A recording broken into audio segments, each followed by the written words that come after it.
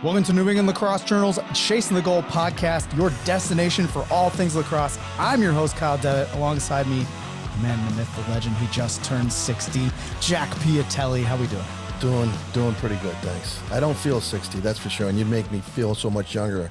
Let me hang out with you from week to week. Really, a lot of gratitude. Really? Yes. Why is that? I have a lot of fun. Yeah. With this podcast, and you make it fun. I think one of the things I said this week on Twitter, I was on the Ivy League call. I think I told you about this.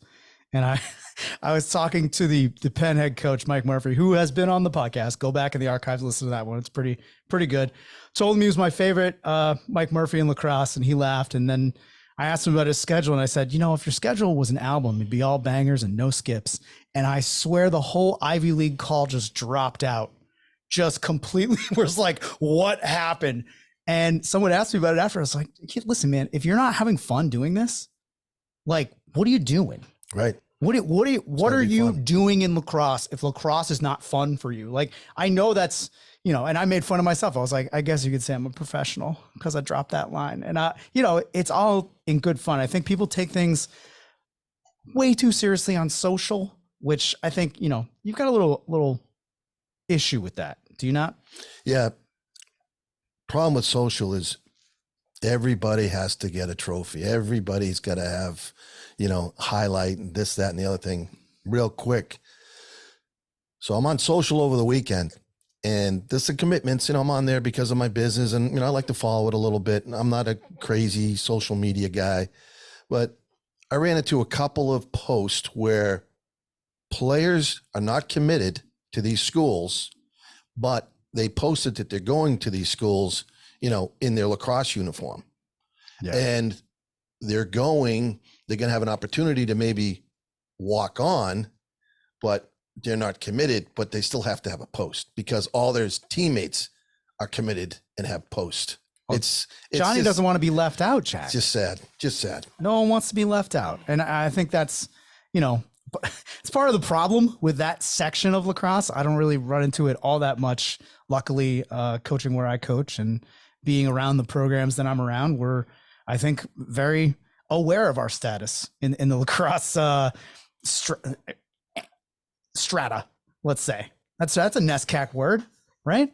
And with that, we're going to bring in our guest today, the head coach of the Amherst Mammoths, Sean Woods, entering his second season. Coach, how we doing? Doing great, Kyle and Jack. Thanks for having me on. Yeah, I think one of the things that, you know, you're in a very interesting spot. Amherst has a history of winning, great school, great program coming up through the NESCAC. There's a lot of turmoil right before you came in. We don't really need to get into it. I think everyone kind of knows. But you were brought into a situation that, I mean, I remember writing the pieces last year where I'm like, I don't know what's going on here. You know, I don't know who's going to be on this team. I don't know how he's going to do it. And somehow you really repaired that team and brought them up to a level that, you know, got you into the NCAA tournament, 7-3 in the NESCAC. I mean, it was a very impressive debut. What are some of the things you did on your first couple days in the job there at Amherst? Well, honestly, and thanks for that. It was a very new energy. 95% of the roster had actually never played an Amherst lacrosse game. You know, they hadn't played lacrosse in 2 years. So the energy was just new, which I really embraced. And I think the guys really embraced it too. So we sort of restarted, is kind of the word we used, our culture on the field, off the field. We're very player driven around here. That's something I feel very strongly about. My assistant coach, Richard Carrington, feels strongly about. So we really embraced the newness of it all. And we engaged our guys a lot on what we wanted our program to look like, what we wanted our culture to look like, what we wanted our core values to look like. It was very player driven. So I would give all the credit to the guys. It was a really, really awesome group to be a part of. Obviously, we have a new group that we're in charge of as we look to start practice on Wednesday. But our guys did an incredible job of committing to a culture, committing to an on-field culture. And while we didn't, you know, end up with the result we wanted at the end of the year, I'm very proud of what we were able to sort of rebuild off the field. Yeah, and I think one of the other things to highlight really is, you know, you came into this job after 10 years building up Colorado College into a very successful national program. most of the time not even belonging to a conference, still finding ways to get into the NCAA tournament. So you're used to making something with your ability to bring in your culture. And, I think with Amherst, I think people kind of just assume like, oh, it's a NESCAC school. He'll get, NESCAC guys. He'll be able to get guys to come in and do all these things. But, again, you're in a very strange situation where, yes, you'll have that. And you also have these other players. How did you find navigating that? Was it an easy transition from Colorado to Amherst? Was it a 1-for-1, or was it like 1 to 1.5?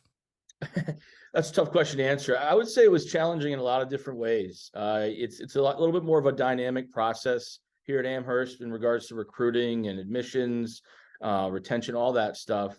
But honestly, it wasn't that hard of a transition because Colorado College is a very good academic school. Obviously, Amherst is one of the best, if not the best, liberal arts school in the country. So, having that benchmark to have to climb a little bit there was a little bit of a gap to close in on, but the admissions here has been great. My relationships with our club coaches and high school coaches throughout the country, that didn't change. So, that transition of that part of it was relatively easy. And let's face it, it's Amherst College. It's a great product that we can recruit. We have great outcomes here when the guys graduate. Our alumni network is a force. So we still have all the great recruiting tools. And, I've got 45 guys on the roster, and all 45 guys chose Amherst for the school, not the lacrosse program. That's why they're here. So in a lot of ways, it sort of was just getting going and getting here, boots on the ground, learning about the college, learning about the strengths, the support, the resources, and being able to communicate it well to recruits. And I think we put together two pretty good classes. We were in a bit of a jam when I got hired in August, a couple of years ago in my first year. So that was a little bit of a scramble trying to piece together the class, but I really feel strongly that we did a good job. And I think our 23 class is really strong as well. Coach, I believe last year you had fall ball. You were able to have fall ball. And this year they went back to the same rules, regulations, no fall ball for the NESCAC schools. What are your thoughts on that? Do you think that'll ever come back, or is that something that we'll never see again? I know that a lot of the coaches enjoyed having the fall ball for a number of different reasons, especially for you. I would imagine being a new coach, being able to work with the players early and often in the fall. I don't think anybody benefited more from having a fall season than Sean Woods and Amherst Lacrosse. We were able to come together as a family and get to know each other, build that trust on the field as well as off. So I loved that opportunity that the NESCAC sort of gifted us last year. It was sort of a mental health, wellness, reasoning why they let us have that. That's why I thought it was kind of interesting when they took it away. It was like, do they think that mental health went away or something like that?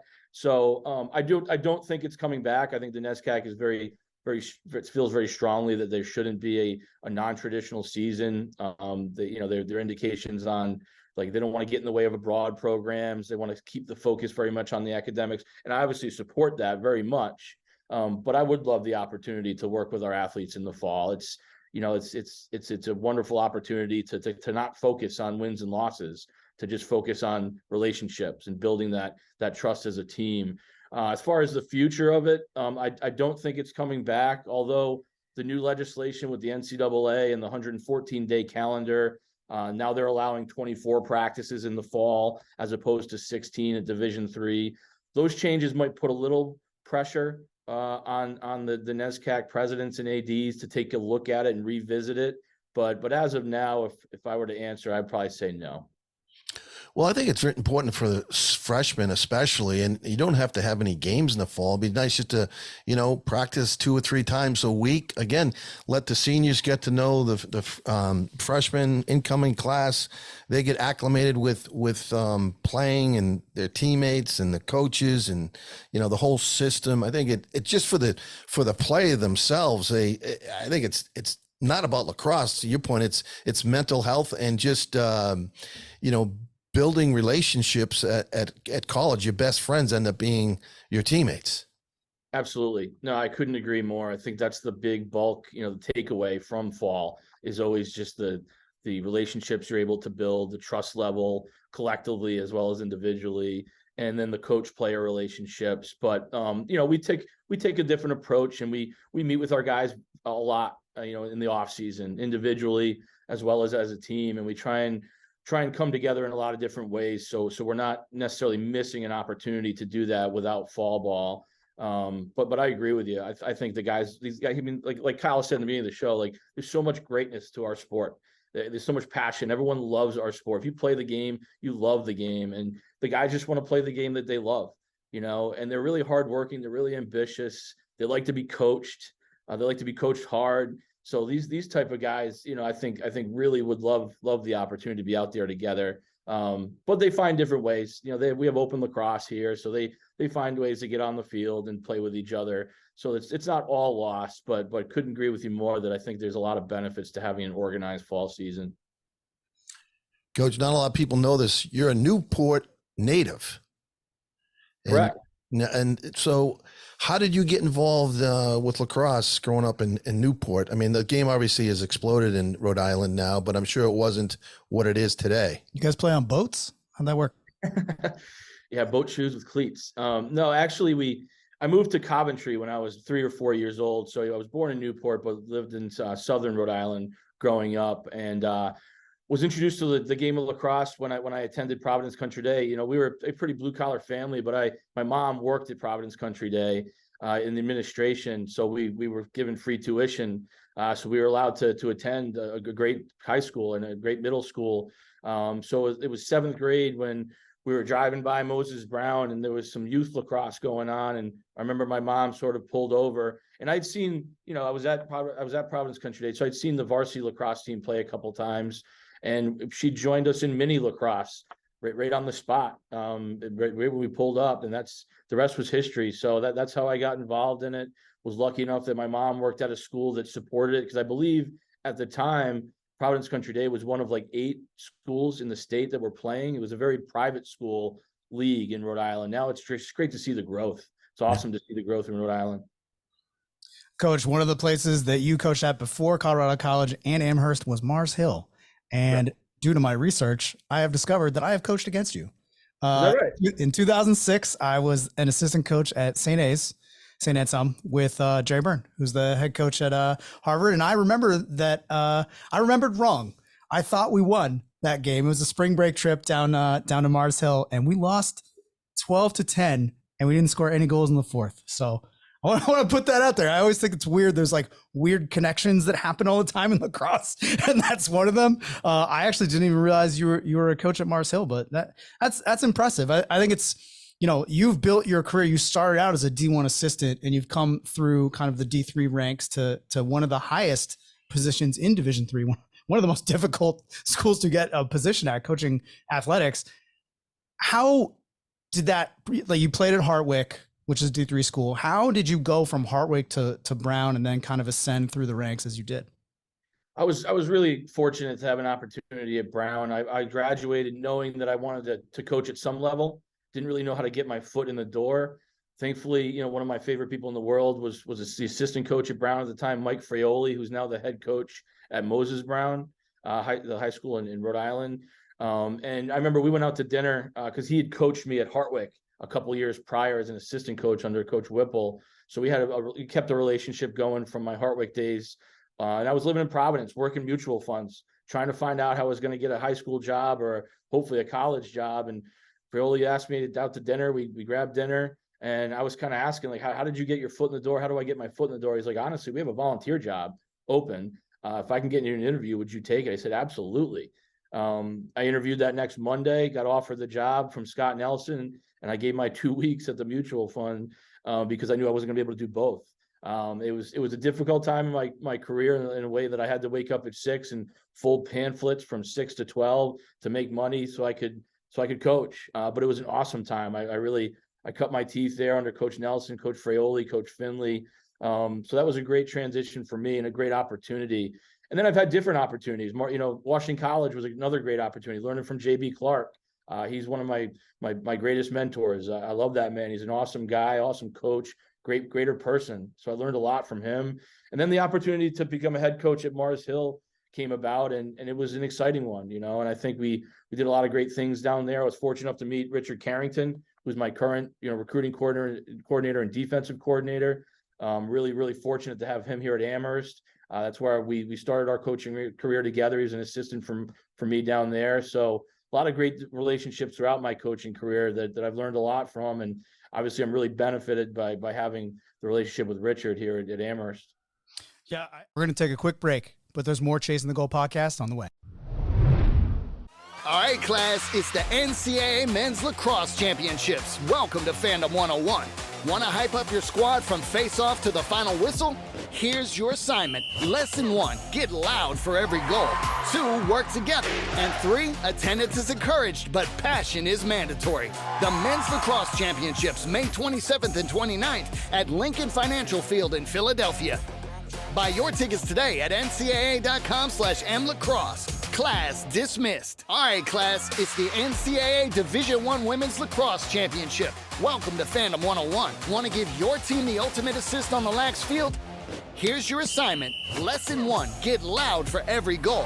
2, work in groups. And 3, attendance is encouraged, but passion is mandatory. The Division I Women's Lacrosse Championship, May 26th and 28th at Wake Med Soccer Park in Cary, North Carolina. Buy your tickets today at ncaa.com/wlacrosse. Class dismissed. Dedication, skills, focus, and the drive to play at the highest level. Massachusetts is committed to providing the coaching and curriculum that will allow boys and girls to learn and grow as individuals and as teammates. With an emphasis on skill development and academic excellence, their players have led the country in college recruiting for the past 10 years, with over 800 plus players moving on to play in college and over 130 plus high school All-Americans. Massachusetts has been able to set the nationwide standard unmatched in the sport of lacrosse. To learn more, log on to laxachusetts.com. That's laxachusetts.com. I always love talking to coaches about like the early days and like the other jobs they had to do to keep coaching. Jack, what was something you did when you first started getting into coaching? What's like a crazy job you had before Warrior Brand? I used to collect cans, get the Really? 5 cents. Wow. Yeah, try and get some lunch money. I wasn't making any money. I mean, nothing. But you gotta do, like, people don't realize you gotta I do did. like, I collected cans. yeah, I strung sticks. Yeah. Like if I didn't string sticks paid part of my rent for over a decade, like literally just over a decade. And let me tell you, the first batch of those were not good. they were not good, but that kind of dedication it has to come from not like necessarily desperation. It sounds like that when you put it that way, but it has to come from a place where you really see something that maybe other people don't see. You've got like a mission that you have to accomplish, and you're going to do these things on the side that maybe you don't like doing, but you have to do them in order to get to the top of the mountain. You have to climb certain ways. And I'm curious, you folded pamphlets. What else did you do, Coach? Busboy, folded pamphlets. I was a busboy. I ran some clinics and, individual lessons, whatever it took to keep doing the thing that I love to do. To Jack's point, I was collecting cans as well. We did anything we could. Frozen pizza, mac and cheese. You learn to survive. Exactly. You learn to survive. Coach, we would have met at Brown because I was the Brine rep back in the day. I used to come in and meet with the coaches and show them the equipment, the heads, and all so on and so forth. We've had Mike Fraioli on this podcast. We're both big fans of Mike. Mike is a good man. And it's funny, sometimes you meet coaches and you lose track of them, and here you are at Amherst. And I remember those days at Brown and with Scott Nelson. And that's when I got to know Mike Fraioli. And I consider Mike a very good friend of mine. And knowing that you and Mike are very close, it's just such a small, wonderful world that we live in. Absolutely, Jack. And, I'm sure we could probably spend 3 hours on this podcast, talking about people we connect with. But you're right about Mike. He's just a really quality human and a great coach and person that definitely I consider as a mentor to me. Coach, let's go back and kind of talk a little bit about last season. You started a little, I don't want to say auspiciously. It's just tough to play tough in the second game, no matter who you are, right? You beat Hamilton your first game, lose to Tufts. I think people were kind of like, okay, what's going on? That score's a little close. I remember watching that game just being like, oh, they're running. They're going to run with them. Most times I watch people play Tufts and I'm like, oh, they're going to run with them. That's not going to go well. You know, I watched another team do it and it didn't end well for them. And then you played Bates. I think that was kind of the win that got everyone paying attention. And then you beat Gettysburg, who was ranked number 10 at the time, 18-14 in the next game. And then kind of a little slide there with a loss to, I don't want to say it. Do you know who they lost to? Springfield. Yeah. Right. In overtime.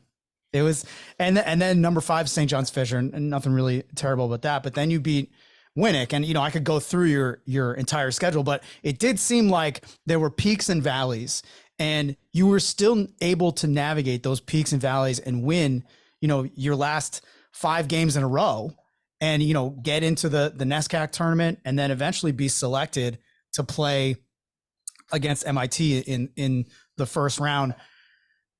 As a first year at a school that hadn't played in 2 years, that's an insane season to go through. What were some of the things that got you through that, and what are some of the things that you remember from that struggle? I'd say struggle.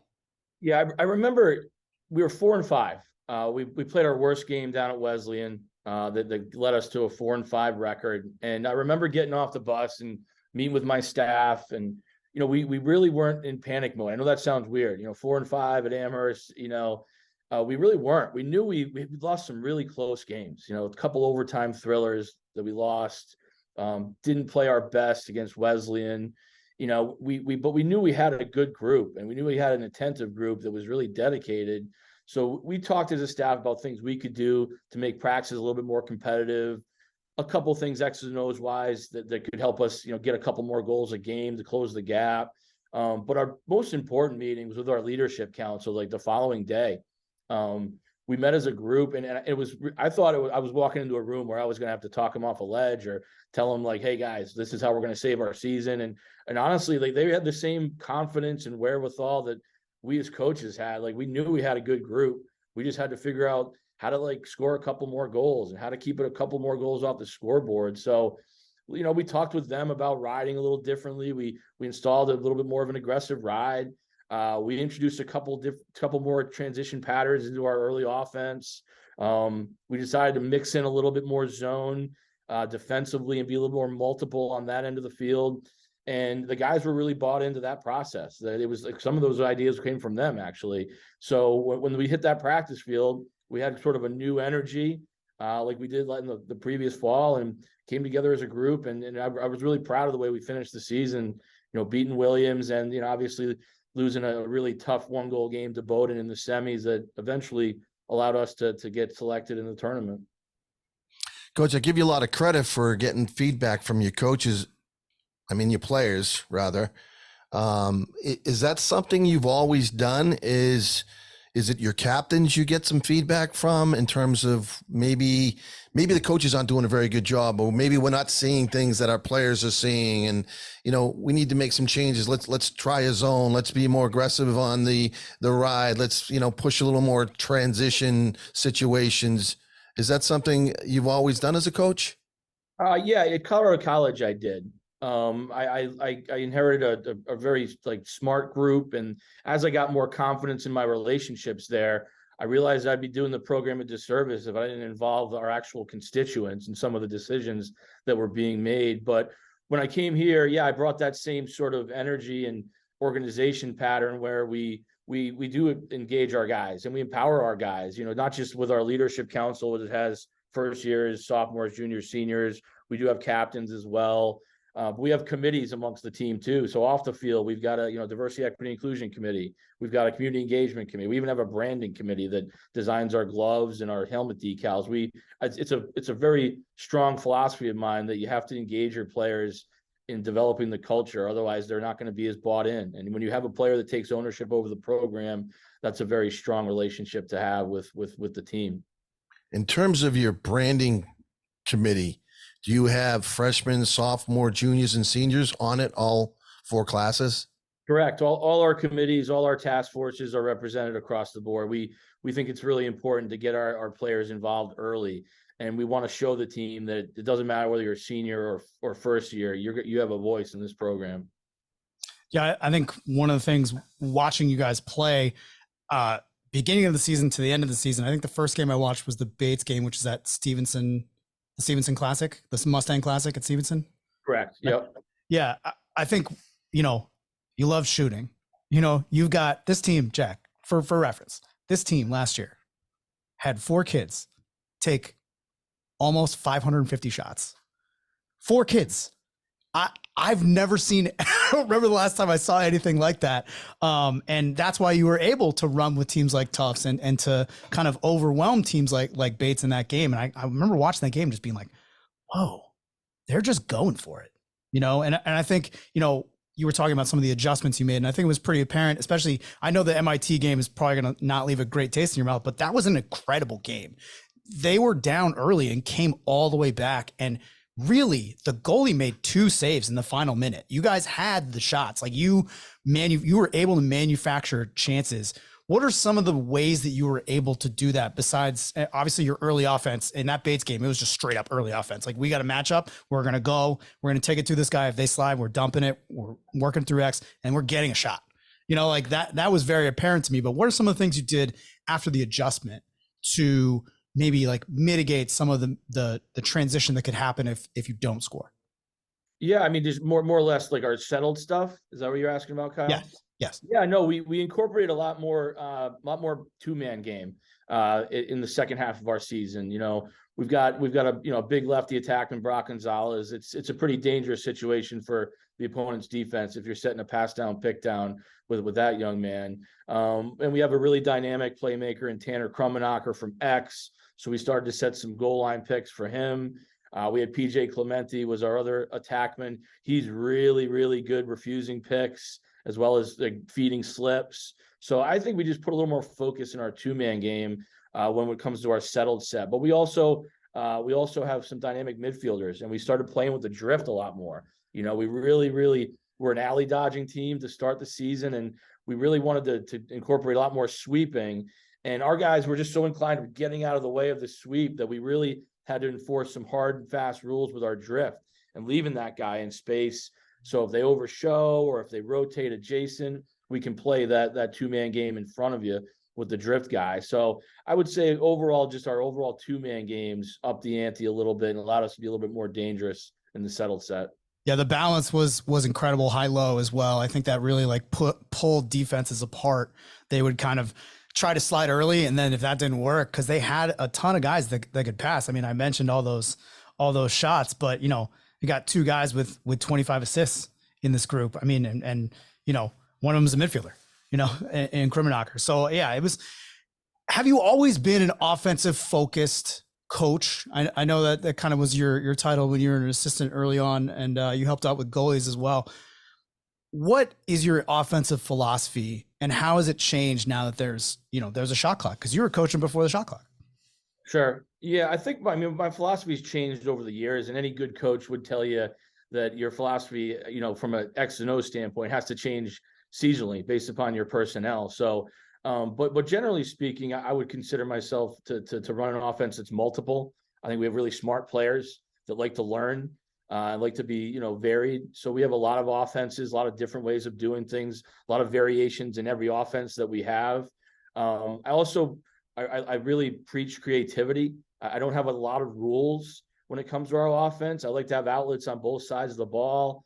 I like to have backup at X, but I really think once you draw that slide or make that initial dodge, you need to give your players the freedom to take chances and move without the ball creatively. And I think that's something that I've always been a big advocate for. And, I've coached defense for a number of years. Currently, I'm fortunate to have, in my opinion, the best defensive coordinator in the country in Richard Carrington. So I can really focus on the offense, which is great. I think, and it's just allowed me to be a little bit more creative with our X's and O's, with our personnel. And I'm really excited about this year because last year, I inherited a pretty small group. There's only 36 players on the roster.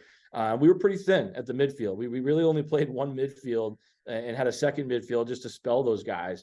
We really only played 2, sometimes 3 defensive middies, where this year we're going to have, 2, maybe 3 midfield lines, 4 defensive middies. We're going to be a lot deeper On the defensive end, I think our attack group's a lot stronger, even though we lost a really good one in PJ Clemente. So I think we're going to be even more multiple and certainly up the tempo a little bit more this year too. I think that's one of the things that I've noticed. I mean, we're taping this right after the beginning of the D1 season, and Vermont just lost to Syracuse, right? It was a close game, it was 7-5. They went up to the Dome. And one of the things watching that game, it's pretty apparent that they don't have any rules either. And sometimes that can get the better of you when the defenses come and double quick, or they double your back, or they slide quick, or they're slow to go and they hold on the two. That sort of freedom is, you have to have a group of players that really understand how to make that work. And it's interesting to me that you say that, like the kind of like the positionless lacrosse philosophy, right? Which I've been on record on this podcast. I don't like it because I think that there are different skill sets, and I think you should be able to do that, but very few players can do it at the level they're at. They can do it at lower levels just fine. But how do you teach the responsibility of that freedom? Because I think that's the key component every time you're doing a free-flowing offense or an offense that doesn't rely on a set, right? Like if you're not like, you know, what's the Springfield set? Deuces? You ran deuces since you were playing? That's all they run? It's the biggest pain ever to teach, you know? But then everyone else, you know, when you're at lower levels, everyone runs a 2-3-1. Everyone runs a 1-4-1. When we talk about positionless lacrosse, we don't talk about formations. But how do you teach the responsibility of being free to the players, especially in a system like yours, which is free shooting? And, you know, if you have a good look, you always take it. Yeah, I think it starts with the overarching theme of being unselfish, you know, doing things for the offense, not doing things for yourself. That's something that, thankfully, we have a very humble group here at Amherst, very unselfish, hardworking group, as I mentioned before. So you have to start with that. It would not work if you have one of those guys on the field that's looking out for number one. It just would not work. So it starts and ends there. And then you have to coach decision making. You know, that's done a billion different ways on the field in the moment. We do a lot of film around here, individually as well as collectively within smaller groups as well. And you have to coach shot selection. I think it's a really undercoached thing in our sport. You have to coach shot selection. And now that we have the shot clock, there's a different dynamic there. You have to coach shot selection and clock. And I think we focused pretty heavily on that last year. We got our players involved. Sometimes we would do surveys where we would look at all 58 shots that we took in that game, and we would have guys rank what type of shot that was, whether it was a great shot, a good shot, or a bad shot. And having them involved in that process really helped us, especially after that Bowdoin game where we took the first Bowdoin game where we just took a lot of poor shots. So I think those are a lot of different ways of mitigating it, but I think it starts and ends with having an unselfish group that's humble. Doesn't matter who scores as long as we score. And you also need a group that knows how to get out of trouble and knows how to balance the field.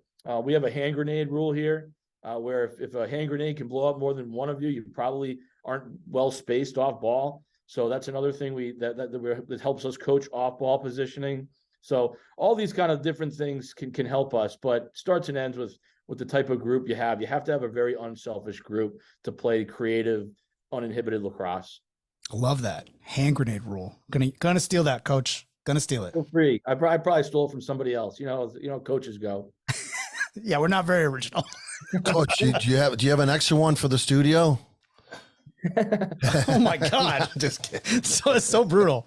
He waits all podcasts and then a little tight. You guys are a little close together there. Yeah. So yeah, you're breaking the hand grenade rule. One of my quotes, coach, is there is no perfect shot. It's the perfection in the shot that counts. Love it. Love it. And what I mean by that, I think, and you're teaching that too, is so many players, you know, want that perfect shot. And there's no such thing as a perfect shot. But when you shoot, it's got to be a quality shot in terms of getting it on cage, fundamentally, you know, over the top, snap the wrist, you know, be in front of the cage, read and react to what the defense is doing. Are you getting double teamed? Can you dish it off? Right.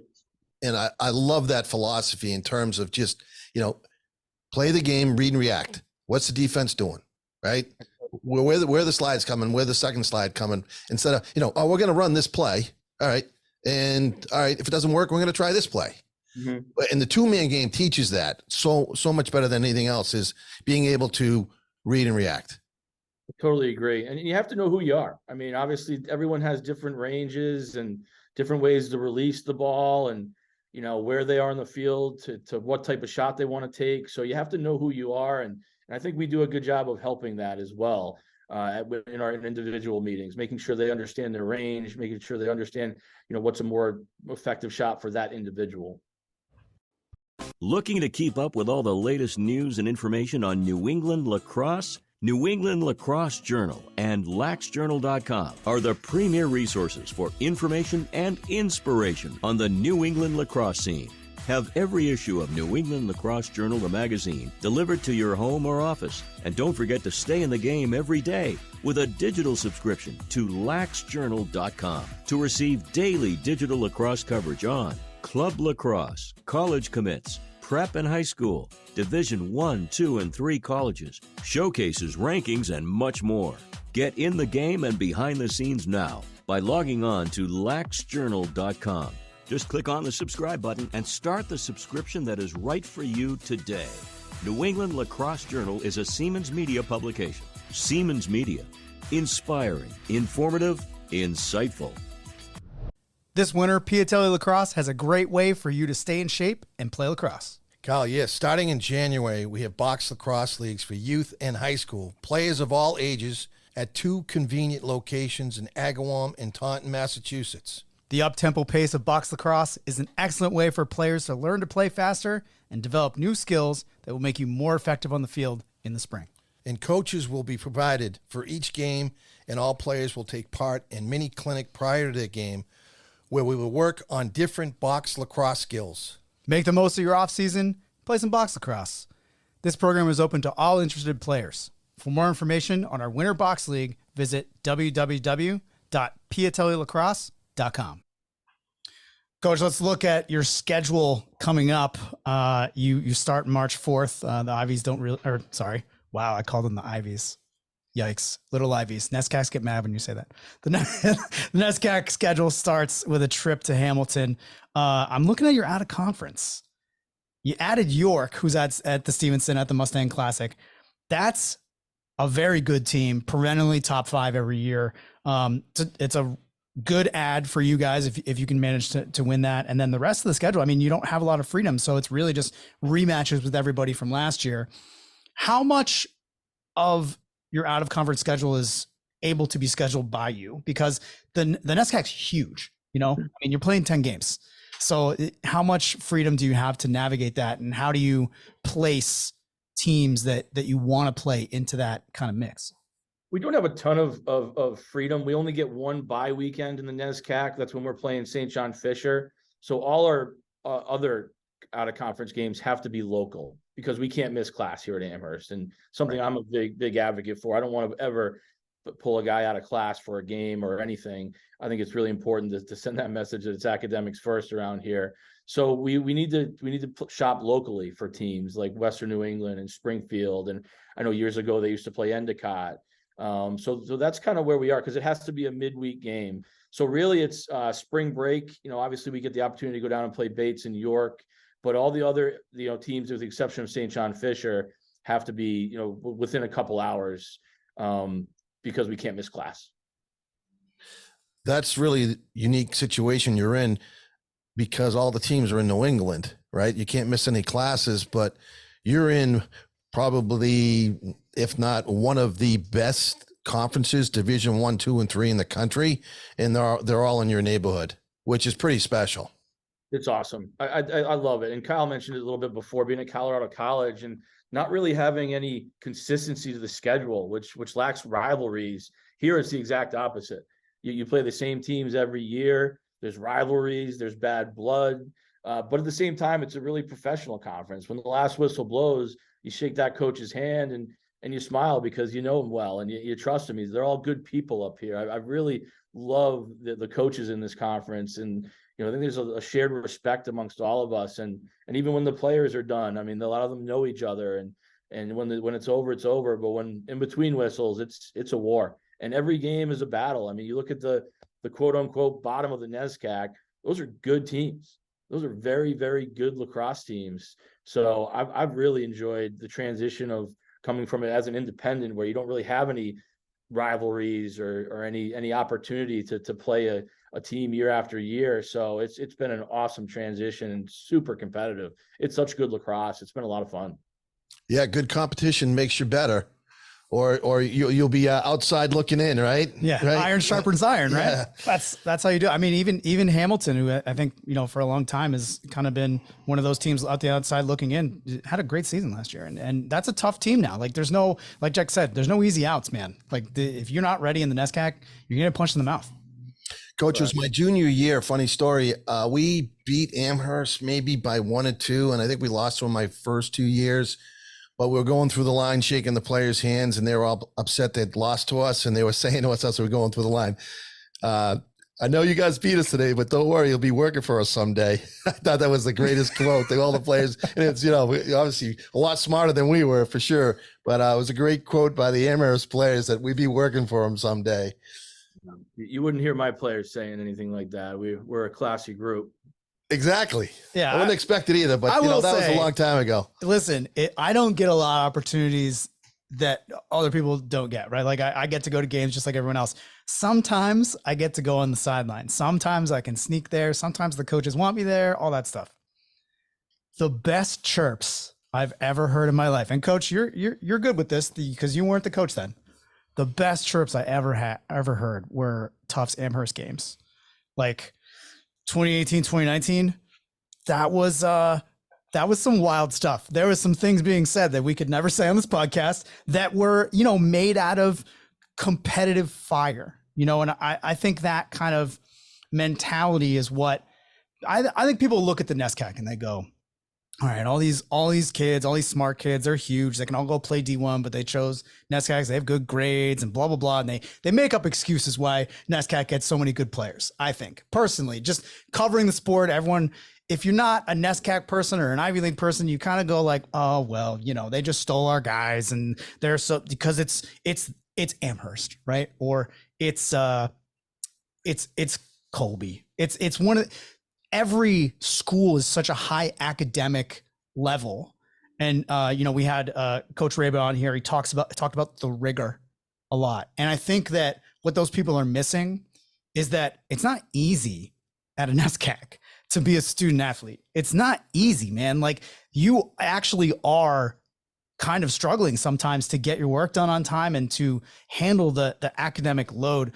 When you're recruiting players, how many times do you have to kind of go back to the academic piece as an integral part of that process? Very frequently. We talk about it a lot, and especially here at Amherst, where the culture is to double major.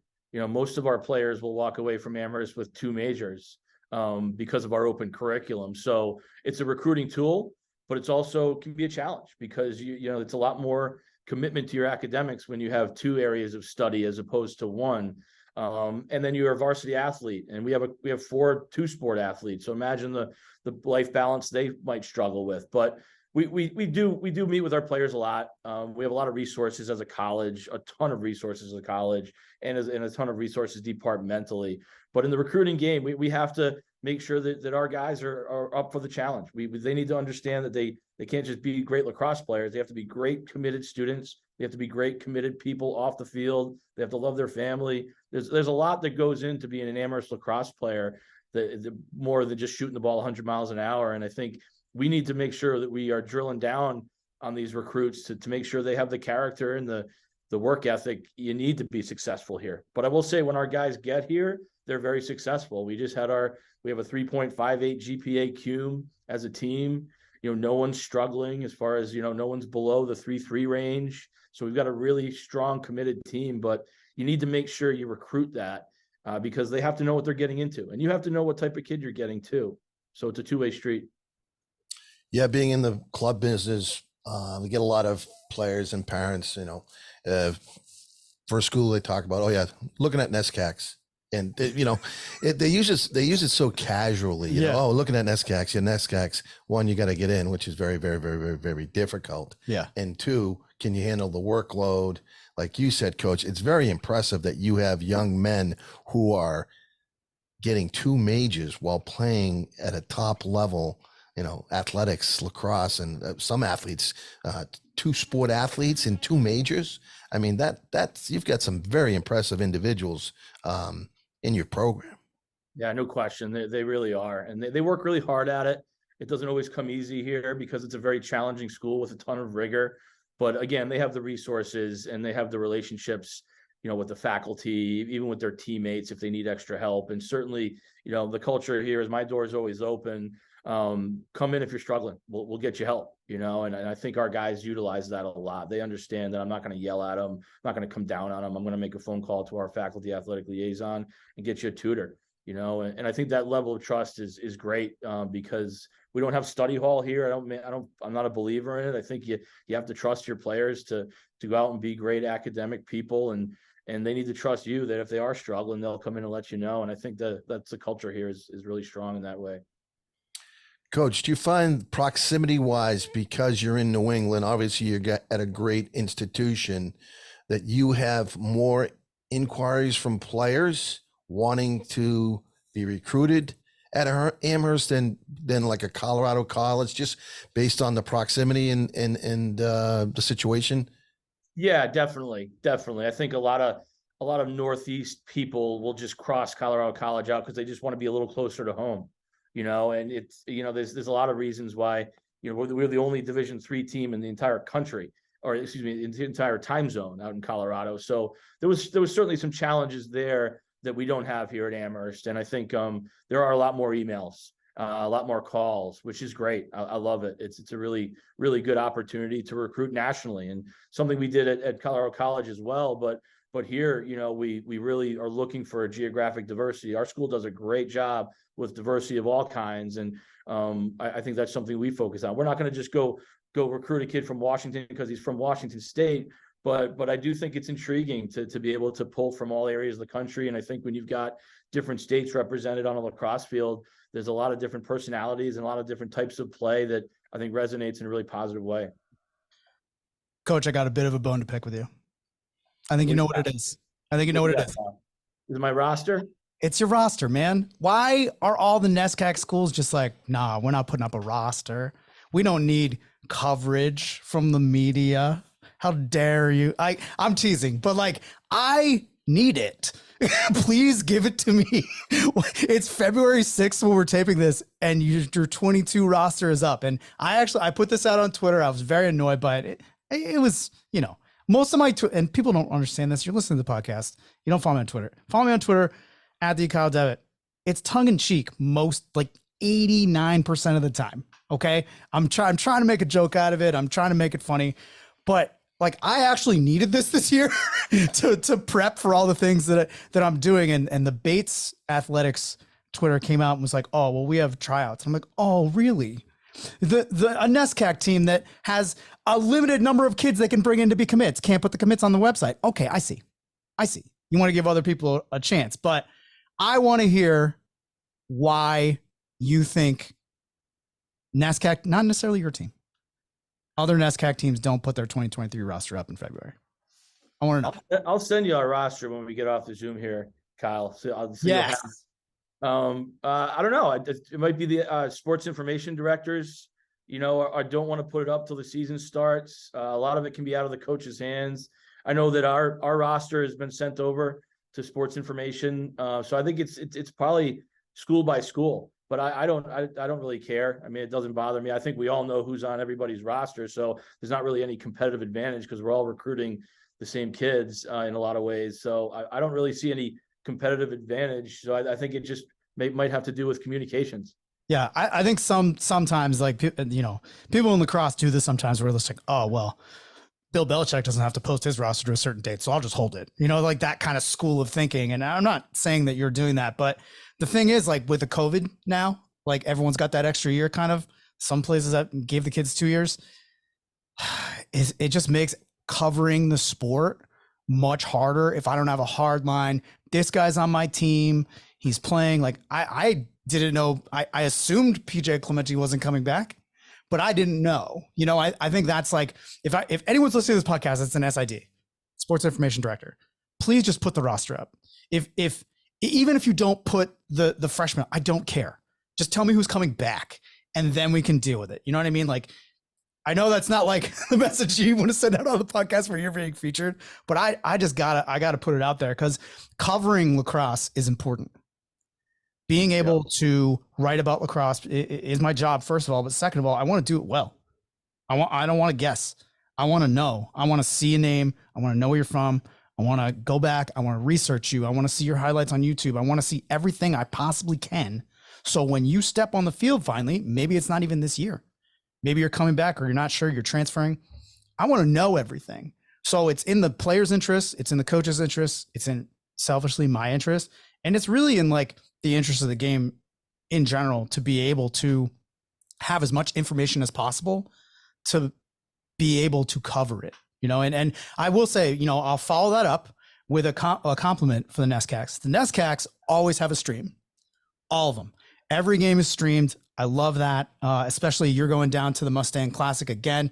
One of the best events in Division III lacrosse. It takes place on the campus of Stevenson College University in Maryland. And it's several NESCAC teams and top ranked teams from around the country go and play in that second weekend in March. And, you know, I think it's, you know, there's a good thing and a bad thing to balance that out. But, you know, I appreciate that, Coach. Thank you very much. And I will, now that I have met you virtually, I feel comfortable asking for it. So that's good.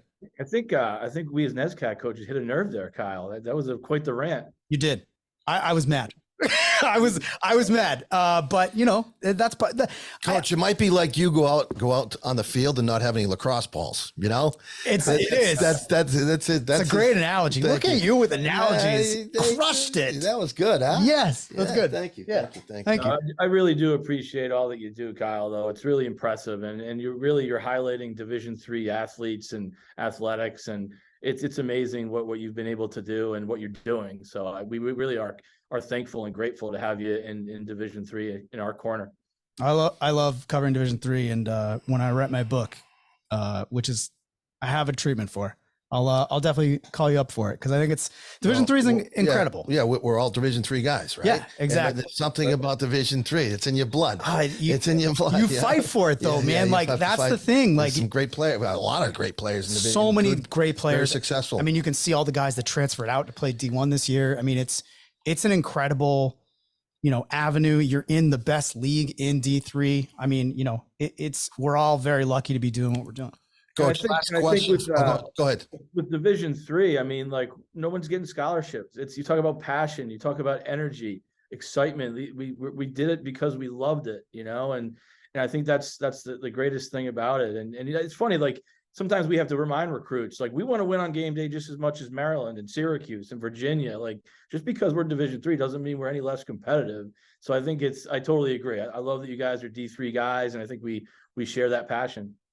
And I think the process for the parents and the players that end up at Division III schools, 99% of the time, they select the right academic and athletic college university.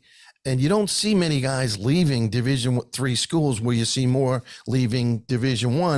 In a lot of cases, because they made a bad decision going to that school and not selecting the right school in terms of fit academically and athletically. Or level, I would say level. Right. Yeah, you see it all the time. You do. And it can be a shame, especially with all the transfer portal and fifth years going on. There's a lot of movement, and it can be pretty almost distracting at times. Well, Coach, thank you so much for coming on. Really appreciate you giving us some time and listening to my rant, which I'm sure will be cut down in post-production, hopefully for my sake, because I sounded a little manic on it. But, you know, and we want to thank you again for listening to New England Lacrosse Journal's Chasing the Goal podcast. For Jack Piatelli, I'm Kyle Devitt. We'll see you next time.